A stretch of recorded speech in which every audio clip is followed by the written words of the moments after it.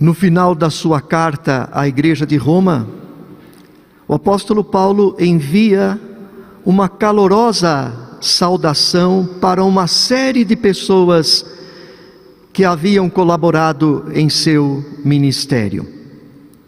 Se eu não errei na conta, temos aqui 27 nomes. 27 nomes. E a partir dessa extensa lista de nomes, podemos esboçar um perfil daquela comunidade de fé. Primeiro, era uma igreja multiétnica, formada por gregos, romanos e judeus. Só a partir dos nomes.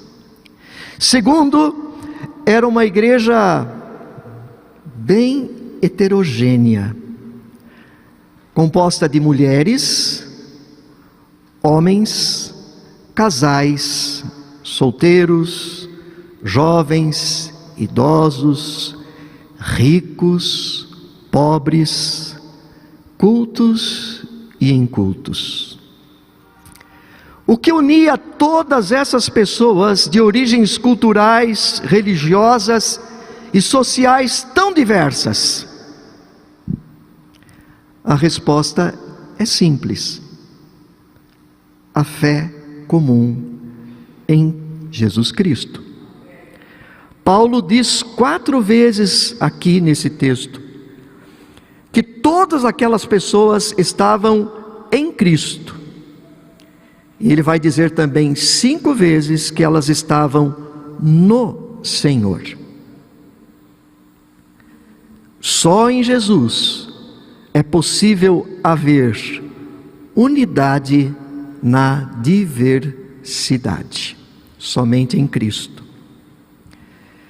Mas será que não havia conflitos e tensões naquela igreja tão diversa? Tão unida e tão diversa? Certamente. Paulo, aliás, trata um pouco disso nos capítulos 14 e 15, exortando-os à tolerância. É verdade também que a unidade daquela igreja estava sempre sob ameaça. Se você ler o verso 17 que não lemos, Paulo já os alerta quanto a isso. Ele diz: olha, rogo-vos, irmãos, que noteis bem aqueles que provocam divisões e escândalos entre vós. Então havia também o perigo de pessoas semeando ou procurando semear tais divisões. Contudo, o fundamento da igreja estava posto, estava bem estabelecido naquela comunidade de fé: Jesus Cristo. Queridos irmãos, a unidade na diversidade é o maior testemunho que uma igreja pode dar diante de um mundo tão dividido como o nosso, de um mundo que só sabe levantar cada vez mais barreiras de toda ordem entre as pessoas. Continua sendo, assim como foi no primeiro século, uma igreja tão diversa e tão unida. Foi algo impactante naquele contexto, e é também hoje, ou deveria ser hoje. A fé comum em Cristo transcendendo as barreiras que muitas vezes se levantam, de toda a ordem. Um chamado à tolerância, ao amor de uns para com os outros. Mas essa longa lista de nomes revela ainda uma outra face da igreja romana, a de uma igreja servidora, a de uma igreja trabalhadora, uma igreja vestida com o avental do serviço. E tendo em vista O tema escolhido para este mês de comemoração de 157 anos da primeira igreja presbiteriana independente de São Paulo, fortaleça a sua igreja. Eu gostaria de explorar um pouco mais esta face da igreja romana. Porque sem dúvida nenhuma, quanto mais servidora for uma igreja, quanto mais servidores forem os seus membros, mais forte ela será. Assim, à luz desse texto, eu quero destacar 3 características de uma igreja servidora, que é o tema da nossa reflexão nesta manhã. Uma igreja servidora, 3 características. A primeira, uma igreja servidora é aquela que sabe acolher bem os que estão chegando, versos 1 e 2. Uma igreja servidora é uma igreja hospitaleira. Paulo solicita aos irmãos da igreja de Roma que recebam uma mulher chamada Febe, que estava de mudança para a capital do império. Mas ele não pediu apenas que a recebessem, mas que a ajudassem em tudo que ela viesse a precisar. E por que Paulo se sentiu tão à vontade para fazer tais solicitações àquela comunidade? E vejam, Paulo nunca havia estado presencialmente ali junto àqueles irmãos em Roma, mas ele tem esta liberdade de fazer este pedido. E ele diz aqui no texto: porque a hospitalidade convém aos santos, convém aos crentes. É isso que se espera de todo e qualquer cristão. A hospitalidade está no DNA da igreja. Não deve ser algo excepcional, mas uma prática ordinária, corriqueira, exercida sempre com alegria e com boa vontade. Isto é o servir a igreja. Praticar a hospitalidade traz bênçãos não somente para os que são acolhidos, mas principalmente para quem acolhe. A palavra de Deus diz que quem pratica a hospitalidade pode não estar sabendo, mas vai acolher anjos.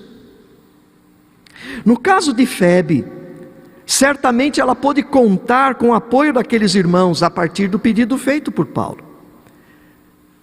Nós não ficamos sabendo, mas podemos inferir que ela foi servida, ajudada por aquela igreja.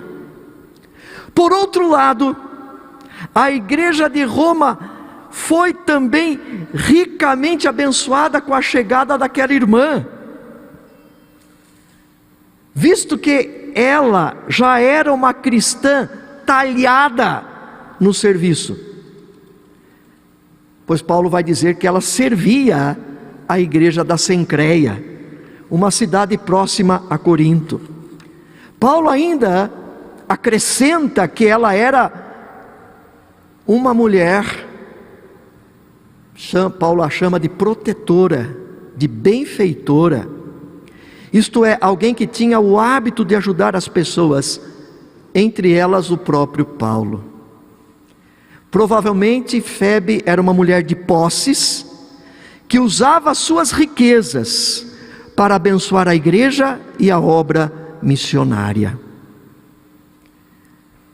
Não demoraria muito para que Febe, uma vez acolhida pela igreja, logo estivesse servindo a mesma com toda alegria e desprendimento. Aí eu pergunto, quem é que foi abençoada ali? Eu ficaria muito feliz, reverendo Valdinei, em acolher essa mulher lá em Moema. Pensando nesta querida igreja que completa 157 anos. A igreja está bem localizada, tem uma arquitetura linda, uma igreja que tem tradição, riqueza litúrgica, musical e principalmente pregação fiel da palavra. Apenas para citar algumas qualidades desta igreja. Eu tenho certeza que pessoas de várias partes do Brasil e do mundo aqui vêm domingo após domingo para cultuar a Deus. Como elas estão sendo recebidas e acolhidas. Além disso, com a retomada dos cultos presenciais, muitos que começaram a acompanhar a igreja pela internet, ao longo de toda a pandemia, agora estão vindo, estão chegando. Nós temos tido essa experiência lá em Moema, pessoas que começaram a nos acompanhar pela internet e já chegando lá conosco. Pois bem, acolher de modo caloroso e receptivo todas essas pessoas é um serviço, é um ministério de fundamental importância, não somente para elas, para essas pessoas, mas para a própria igreja, para o seu próprio crescimento e fortalecimento. Muitas vezes os visitantes decidirão integrar-se à igreja ou nunca mais voltar a ela, dependendo da maneira como foram acolhidos. Afinal, quem não gosta de ser bem recebido? Não é verdade? Acolher bem as pessoas, eis aí uma primeira característica de uma igreja servidora. Segunda característica, uma igreja servidora tem na sua liderança exemplos de serviço e abnegação. Uma igreja servidora tem na sua liderança exemplos de serviço e abnegação. A partir do verso 3, conforme lemos, Paulo passa então a saudar várias pessoas que tinham colaborado ativamente em seu ministério, mas que à época em que ele escreve a carta, essas pessoas estavam servindo lá junto à igreja de Roma. É altamente provável que algumas dessas pessoas fossem líderes da comunidade. É o caso de Priscila e Áquila, um casal muito querido de Paulo. Esse casal é mencionado 6 vezes no Novo Testamento. E olha que curioso, em 4 dessas menções, o nome da Priscila vem na frente. Algo incomum para a época. Densamente patriarcal, não é? E por que vinha na frente? Os comentaristas afirmam que ela era mais ativa no serviço cristão do que o marido. E não há nenhum problema nisto, evidentemente. E Paulo elogia este casal. E Paulo vai dizer no verso 4 ainda que houve uma situação na qual este casal chegou a arriscar as suas próprias vidas por causa de Paulo. Nós não ficamos sabendo que situação, que acontecimento foi esse. Nós não ficamos sabendo, mas as igrejas gentílicas todas tomaram conhecimento. E vejam, Paulo era o apóstolo dos gentios. Sabe-se lá o que poderia ter acontecido com Paulo se não fosse a intervenção desse casal. E ele registra aqui a sua gratidão, bem como de todas as demais igrejas a eles. E ainda no verso 5 nós ficamos sabendo que eles lideravam uma igreja que se reunia na sua própria casa. Ainda um outro casal, só vou mencionar de líderes, verso 7, aqui no nosso texto, Andrônico e Júnias, que também eram comprometidos com a igreja do Senhor. Eles eram parentes de Paulo e foram companheiros de prisão de Paulo. Veja, companheiros de prisão. Paulo disse que ele esteve em prisão várias vezes. Numa dessas vezes ele encontrou esses seus parentes. Paulo ainda vai afirmar que eles eram notáveis entre os apóstolos e que haviam se convertido antes do próprio Paulo. E nós podemos também aqui, voltando para o texto, mencionar outros líderes em cujas casas eles lideravam aqueles grupos de cristãos. Lembrando que a igreja naquele tempo era a igreja doméstica, não havia templo, né? E as pequenas comunidades se espalhavam por toda a cidade, sob a liderança de pessoas levantadas por Deus. Queridos irmãos, o Senhor Deus, na sua providência, levanta homens e mulheres para liderar, para pastorear, para conduzir a sua igreja. Louvado seja Deus por isso. Contudo, a liderança cristã é muito diferente de outros tipos de liderança. Começa que ela implica em dependência e submissão a um líder maior, Jesus Cristo. E esse líder maior mostrou, por meio do seu exemplo e palavras, que na liderança cristã, a cadeia de comando é invertida, ou seja, aqueles que lideram não são servidos pela igreja. Veja, não que não possam ser servidos pela igreja, mas esse não é o objetivo primeiro. Mas são chamados por Deus para servir a igreja de maneira humilde, sacrificial e muitas vezes com lágrimas. Portanto, é uma grande bênção, irmãos, quando a igreja pode contar com uma liderança que é exemplo de serviço cristão. E aqui eu não me refiro apenas aos pastores e pastoras, aos oficiais da igreja, mas às lideranças de vários ministérios que esta igreja tem. Devemos ser gratos a todos aqueles que com fidelidade e perseverança têm servido ao Senhor e à sua igreja.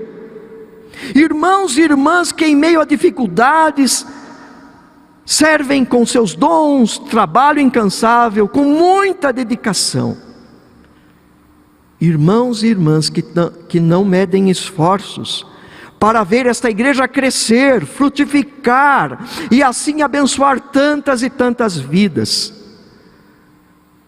Então louvado seja o Senhor, agradeça e ore a Deus pela liderança da sua igreja e daqueles que estão à frente dos vários ministérios desta comunidade. Por fim, a terceira característica de uma igreja servidora é uma igreja onde todos podem servir, afinal. Porque os líderes não podem trabalhar sozinhos. Eles vão ficar sobrecarregados, certamente. Lembra-se da história do Jetro, que foi visitar o sogro e viu o sogro ocupado com tanta coisa. Ele chama o Moisés de lado e fala: você não vai dar conta.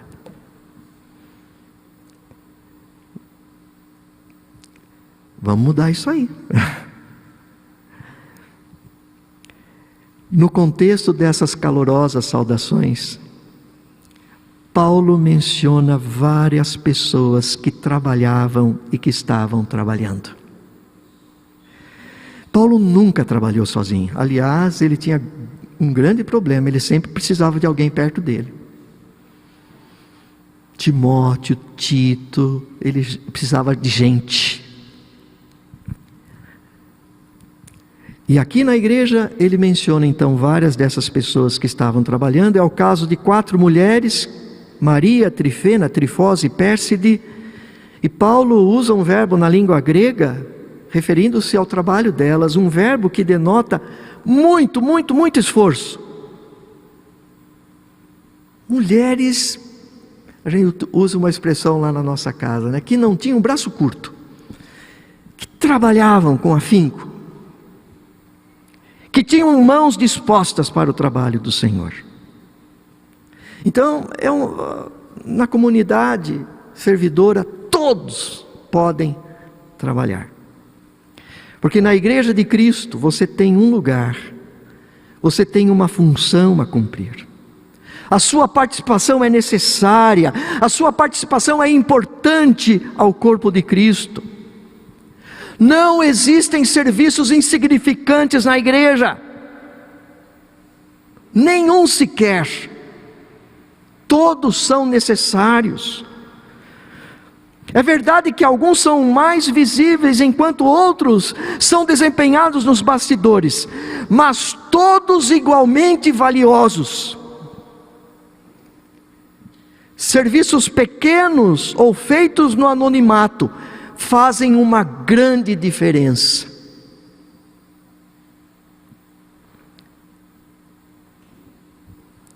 O pastor e teólogo Dietrich Bonhoeffer sintetiza essa verdade de maneira magistral no seu livro Vida em Comunhão. Ele diz o seguinte, no capítulo que trata exatamente sobre o serviço cristão.